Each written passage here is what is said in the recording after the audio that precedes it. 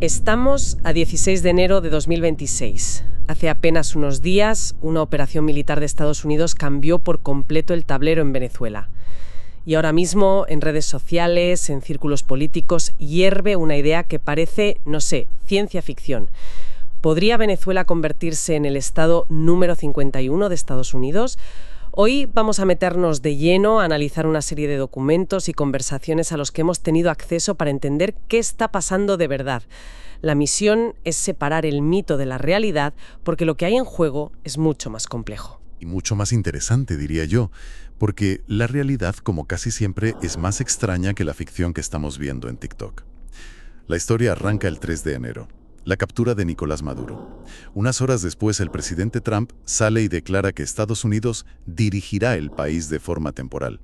El objetivo, dice, es facilitar una transición segura y, ojo al dato, que esto es clave, reconstruir la infraestructura petrolera. Exacto, pero ¿de ahí a la anexión? Hay un trecho enorme, claro. Un trecho enorme. Y sin embargo, la idea del Estado 51 ha explotado. Es increíble la cantidad de vídeos en TikTok, muchos etiquetados como generados por IA, que dan por hecho una anexión que, legalmente, no está ocurriendo. Entonces, la pregunta es obligada. Si no es una anexión, ¿qué demonios es? Hola. A ver, seamos serios. Sería un proceso constitucionalmente casi imposible. Claro. Hablamos de dar ciudadanía estadounidense y representación en el Congreso a 30 millones de personas. No, eso no está ni remotamente sobre la mesa. Vale, de acuerdo. Descartamos el Estado 51. Entonces, ¿qué palabra define mejor la situación? ¿Intervención? ¿Una ocupación? Los analistas que citan los informes lo llaman una ocupación o tutela temporal. De hecho, el propio secretario de Estado, Marco Rubio, ha sido muy enfático. Lo ha repetido hasta la saciedad. ¿Y qué ha dicho exactamente? Que el objetivo no es un gobierno directo a largo plazo, sino asegurar el acceso a los mercados. Y sobre todo, estabilizar una región que era un auténtico polvorín. Y en medio de este caos, que parece un caos controlado, emerge una figura que si me lo cuentan hace un mes no me lo creo. Delcy Rodríguez, una de las caras más visibles y más duras del chavismo, es ahora la figura reconocida por la administración Trump para liderar un gobierno civil de transición. Espera. Delcy Rodríguez, la misma del régimen de Maduro. ¿La misma? Es increíble. Pero ¿cómo justifican pactar con alguien que hasta hace 5 minutos era el enemigo público número 1? El exilio venezolano en Miami tiene que estar que trina. Pues la justificación oficial es puro pragmatismo. La premisa es cooperar para, y esto es una cita casi literal que parece una broma, hacer a Venezuela grande de nuevo. Públicamente ella insiste en que Venezuela mantiene su soberanía, que es un acuerdo entre iguales. Ya, claro, entre iguales. Pero la realidad sobre el terreno es que el control de los activos estratégicos, del dinero de verdad, ya no está en el Palacio de Miraflores. Y eso nos lleva al verdadero nudo de toda esta operación. A ver, explícame eso, porque hay algo que no me cuadra. Vamos a pensar como si fuéramos el CEO de una petrolera, una Chevron, una ExxonMobil. Te dicen, puedes volver a Venezuela. Vale, pero ¿cómo vas a invertir miles de millones de dólares en proyectos que tardan décadas en ser rentables, fiándote de un gobierno de transición? Liderado por una figura del régimen anterior. Exacto. El riesgo es demencial. Es que ese es el dilema. Es lo que los informes llaman el nudo gordiano de la situación. Tienes una estructura de poder que ahora colabora con Estados Unidos, sí, pero que todo el mundo sabe que es corrupta e inestable hasta la médula. Claro, la desconfianza es absoluta. Total. Ningún consejo de administración va a arriesgar el dinero de sus accionistas con una garantía tan frágil como un apretón de manos con Delcy Rodríguez. Entonces, ¿cómo se soluciona? Parece un callejón sin salida.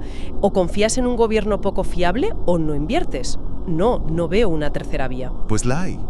Y es una solución brillante desde una perspectiva puramente económica y de poder. No es una anexión política, sino lo que los analistas han bautizado como una anexión de facto del recurso. Anexión de facto del recurso. Vaya término. Suena muy quirúrgico. ¿Y cómo funciona en la práctica? Es brutalmente sencillo. Estados Unidos, a través de una nueva autoridad binacional, controlará la venta de todo el crudo venezolano por tiempo indefinido. ¿Todo el crudo? Todo. El secretario de Energía, Chris Wright, lo confirmó sin rodeos.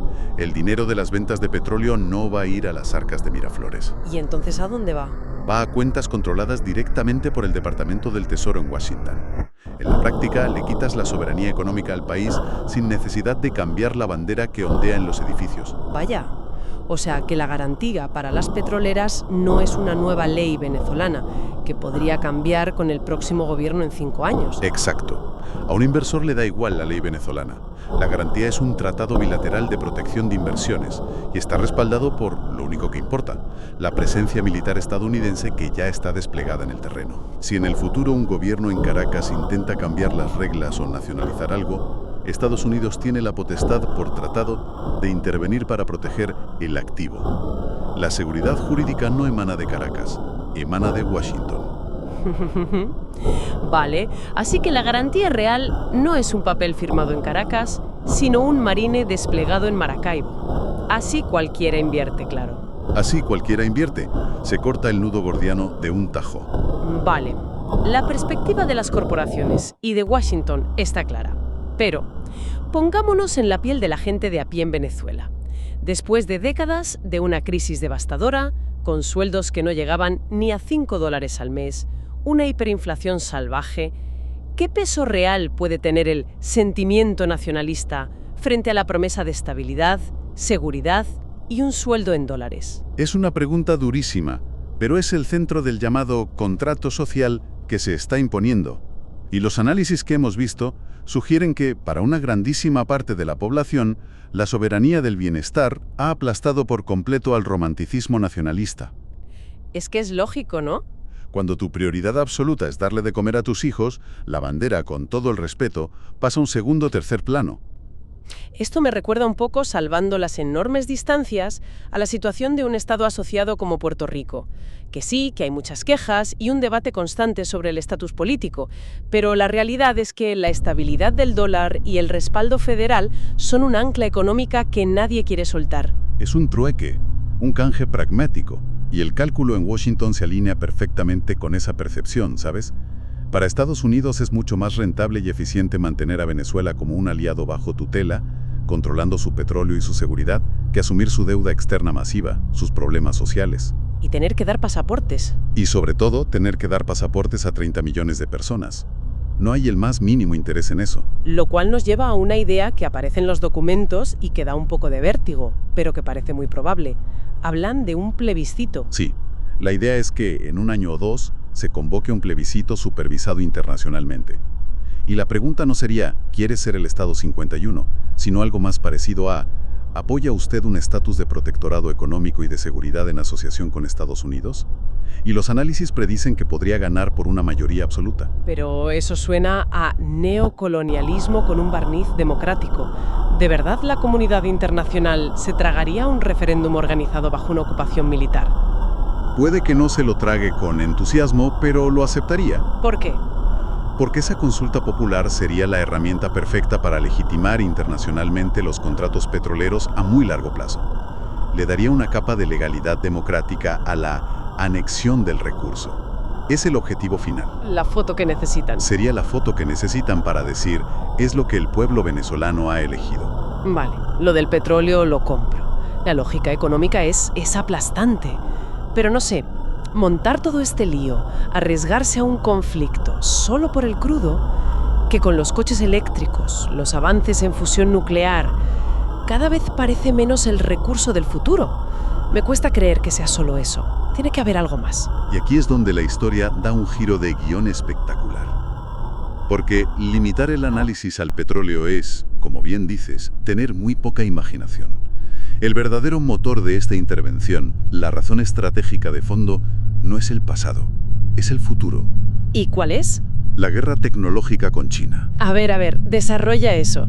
¿Qué recursos tiene Venezuela que sean tan críticos en 2026 para una guerra tecnológica? Tiene varios, pero dos son absolutamente cruciales, y hoy por hoy mucho más valiosos que el petróleo. El primero es el torio. Torio. Sí, Venezuela posee uno de los yacimientos de torio más grandes y puros del mundo. El torio es el combustible de la próxima generación de reactores nucleares, más seguros, más limpios, mucho más eficientes. Controlar ese recurso le daría a Estados Unidos una ventaja en autonomía energética para los próximos 100 años. 100 años. Joder, eso sí que es pensar a largo plazo. ¿Y el segundo recurso? Coltán. Y sobre todo, un complejo de tierras raras de altísima calidad. La materia prima para los chips, ¿no? Exacto.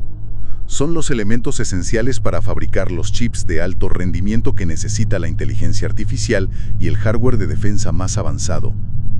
Actualmente China tiene prácticamente el monopolio del procesamiento de estos minerales. Controlar los yacimientos venezolanos desde la extracción rompería ese monopolio de raíz. Le quitarías a Pekín su principal arma de chantaje tecnológico. O sea que esto no va de la gasolina del coche de mañana.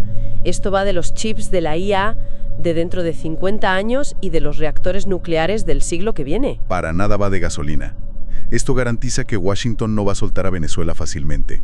La convierte de la noche a la mañana de un estado fallido y problemático a un socio estratégico clave para la seguridad nacional y tecnológica de Estados Unidos. No para este siglo. No, para el siglo XXII.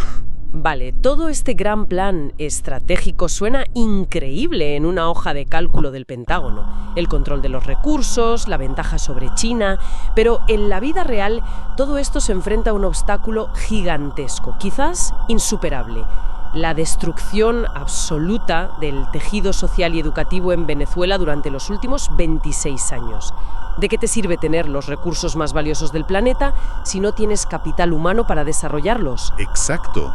¿Quién va a sacar el torio del suelo? ¿Quién va a diseñar los chips? Puedes recuperar una economía con una inyección de capital, pero recuperar una sociedad, eso lleva décadas. Has puesto el dedo en la llaga. Ese es el riesgo existencial que podría hacer fracasar todo el proyecto a largo plazo. Si Estados Unidos se limita a ser una potencia extractora, a sacar los minerales y ya, estará incubrando un resentimiento que, tarde o temprano, explotará. Y lo saben. Y aquí es donde, en la parte final del material, aparece la idea más visionaria y, sinceramente, más alucinante de todas. Y si la solución no pasa por intentar reconstruir las viejas y corruptas instituciones venezolanas, sino por saltárselas por completo usando la tecnología. Exactamente. Es un plan que los documentos llaman de revolución cognitiva. Es un cambio de paradigma total. El primer pilar es que el smartphone se convierte en la nueva universidad. ¿Cómo? La educación ya no es un edificio físico en ruinas, es una interfaz. La idea es usar técnicas de marketing muy sofisticadas para vender el teléfono de última generación no como un objeto de consumo, sino como la principal herramienta de trabajo y formación. ¿Formación en qué? Para aprender sobre IA, física cuántica, biotecnología. Es una locura pensar en eso. En plan, si no puedes reconstruir las universidades, le das a cada ciudadano una universidad en el bolsillo. Y les pagas por usarla. Y ese es el segundo pilar, la renta básica de transición. Se crearía un sistema de dividendos ciudadanos, pagados en dólares digitales, directamente a la billetera electrónica de cada persona. ¿Y de dónde saldría ese dinero? Ligado a los ingresos por los recursos naturales. Esto tiene un doble efecto demoledor. Primero, elimina de la ecuación a toda la burocracia corrupta que repartía los antiguos bonos. El dinero va directo del recurso al ciudadano. Ya. Y segundo, genera paz social instantánea y estimula una economía digital desde la base. O sea, algo parecido a los dividendos que reparte Alaska a sus ciudadanos por el petróleo, pero pagado al instante en el móvil. Eso evitaría que un político corrupto se quede con una parte por el camino, ¿no? Exacto, esa prueba de corrupción. Pero queda una pieza. ¿Cómo certificas el conocimiento adquirido en esa universidad móvil? Un título de una app no tiene a priori el mismo peso. Claro, ahí entra el tercer pilar, supongo. Ahí entra. Los validadores de conocimiento. En lugar de títulos universitarios que tardan 5 años, se usarían microcredenciales digitales. ¿Basadas en blockchain o algo así? Probablemente, para que sean infalsificables. Certificarían habilidades muy específicas. Si una persona demuestra a través de simuladores que sabe programar un agente de IA o gestionar una mina con drones, recibe una credencial digital. Entiendo. Entonces, en lugar de un título de ingeniera informática, que tarda 5 años, tendrías una credencial que dice experta en Python para IA, otra de certificada en logística de drones, etc. Como insignias, pero para el mercado laboral del siglo XXI. Has dado en el clavo. Y eso permitiría a cualquier venezolano desde cualquier parte del país demostrar su capacidad a una empresa en Texas o en Silicon Valley al instante, sin intermediarios, sin burocracia. Este modelo, en teoría, convertiría a Venezuela en un país que se construye desde cero sobre las bases del futuro. IA, economía de servicios, biotecnología. En lugar de intentar reparar un pasado fallido. Un pasado que ya no tiene arreglo. Es literalmente un salto cuántico. Lo que nos deja en la encrucijada de Venezuela en este enero de 2026. Los documentos que hemos analizado plantean dos caminos muy claros. El primero es que el país se convierta en una simple mina de extracción para Estados Unidos. Un modelo neocolonial clásico que solo generaría un resentimiento que explotaría inevitablemente. Y el segundo camino, el más ambicioso, es que se transforme en un socio tecnológico estratégico. Un laboratorio a escala real para un nuevo modelo de desarrollo acelerado por la tecnología, donde los recursos naturales se convierten no solo en dinero, sino en capital humano a una velocidad nunca antes vista. Y eso nos deja con una reflexión final. Una pregunta que queda flotando en el aire después de revisar todo este material. La soberanía real en el siglo XXI quizás ya no resida en una bandera o en las fronteras de un mapa. Quizás resida en la capacidad de una población para integrarse y estar a la vanguardia de la evolución tecnológica mundial. La pregunta es, ante la ausencia total de una clase política a la altura de semejante desafío, ¿podrá la tecnología, por sí sola, catalizar esa transformación? ¿Antes de que se agote el tiempo?